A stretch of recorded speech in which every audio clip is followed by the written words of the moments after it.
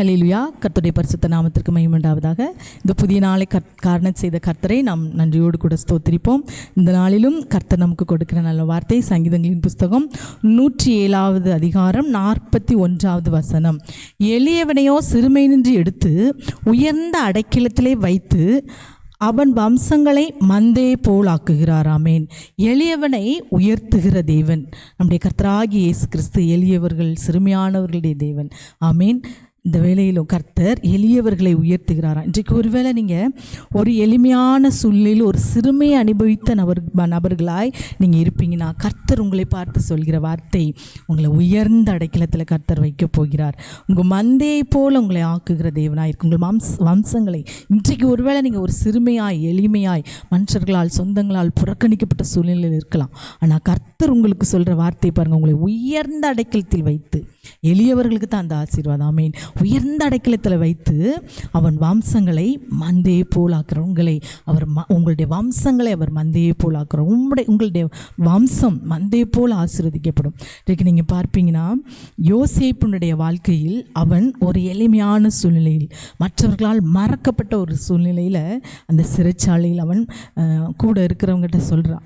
அவருக்கு தான் கனவை என்ன செய்ய முடியும், வெளிப்படுத்தி சொல்லக்கூடிய ஞானத்தை கர்த்தர் கொடுத்திருந்தார் தேவாவினால். அப்போது அங்கு சொல்கிறார் அந்த யோசேப்பு, இங்கே ராஜாட்ட என்ன செய்யுங்க, என்னை பற்றி சொல்லுங்கள் என்று சொல்லும்போது, ஆனால் அங்கேருந்து வெளியே போனவங்க என்ன செய்கிறாங்க, அவனை மறந்து போயிடுறாங்க.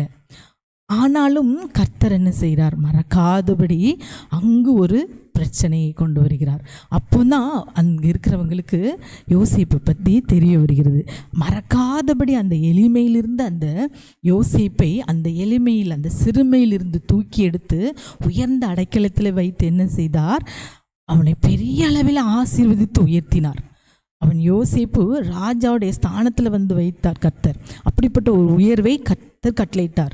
எளிமையான சிறுமையான சூழ்நிலையிலிருந்து உயரத்திலே வைத்து அவனை ஆசீர்வதித்தவன் சந்ததியை வம்சத்தை மந்தையை போல் ஆக்கினாராம். இங்கே சங்கீதம் 9:18 ஒரு வசனத்தை வாசிப்பீங்கன்னா, எளியவன் என்றைக்கும் மறக்கப்படுவதில்லை, சிறுமைப்பட்டவர்களின் நம்பிக்கை ஒருபோதும் கெட்டு போவதில்லை. எளியவன் என்றைக்கும் மறக்கப்படுவதில்லை. அவன் யோசேப்பு என்றைக்கும் அவன் மறக்கப்படலை. கர்த்தர் அவனை நினைவு கூர்ந்து அவனை உயர்ந்த அடைக்கலத்தில் வைத்து ஆசீர்வதித்தார். அவனுடைய நம்பிக்கை கெட்டு போகலை. இன்றைக்கு ஒருவேளை நீங்கள் இதே சூழ்நிலைகளில் ஏதோ ஒரு காரியத்தை குறித்து நம்பிக்கையோடு கூட நம்பிக்கை என்னாகுமோ, நான் இதை குறித்து இப்படி நம்பி இருக்கிறேனே, அதுக்கு வாய்க்குமோ வாய்க்காது என்று இருக்கலாம். உங்கள் நம்பிக்கை ஒருபோதும் கெட்டு போவதில்லையா. சிறுமைப்பட்டவர்களை எளியவர்களை கர்த்தர் மறப்பதில்லை. ஆகவே இந்த வேளையில் உங்களை அவர் உயர்த்துவார். காலத்தில் கர்த்தருடைய பலத்த கரத்தில் அடங்கி இருங்க.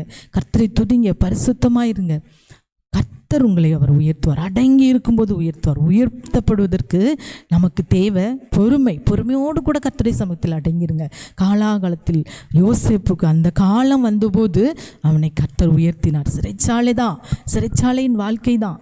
சிறைச்சாலையில் எப்படி இருக்கும், நம்மளால் இந்த உலகத்திலே கூட சில காரியத்தை நம்பி நம்மளால் இருக்க முடியலையா. சிறைச்சாலையில் எவ்வளோ பெரிய பாடுகளோடு தான் இருந்திருப்பான். ஆனாலும் அவர் தூக்கி எடுக்கும்போது அவனுக்கு எவ்வளோ ஒரு பெரிய ஆசீர்வாதம். அதே போல் அருமையான தேவனுடைய பிள்ளை, இன்றைக்கு உங்களுடைய வாழ்க்கை ஒரு எளிமையாய், ஒரு சிறுமையாய், மற்றவர்களால் மறக்கப்பட்ட ஒரு சூழ்நிலையாய், ஒரு சிறைச்சாலையின் அனுபவமாய், ஒரு வனாந்திர வாழ்க்கையாய், ஒரு தரித்திரமாய் இருக்கலாம். நீங்கள் கர்த்தருடைய சமூகத்தில் அவரை நோக்கி அந்த யோசேப்பை போல பரிசுத்தமாய் அவருடைய சமூகத்தில் காத்திருங்க. கர்த்தர் உங்களை உயர்த்துவார். பரிசுத்தமாக இருக்கும்போது கர்த்தர் கட்டாயம் உயர்த்துவார். பரிசுத்தம் தான் ஆசீர்வாதத்திற்கு முதல் படியே.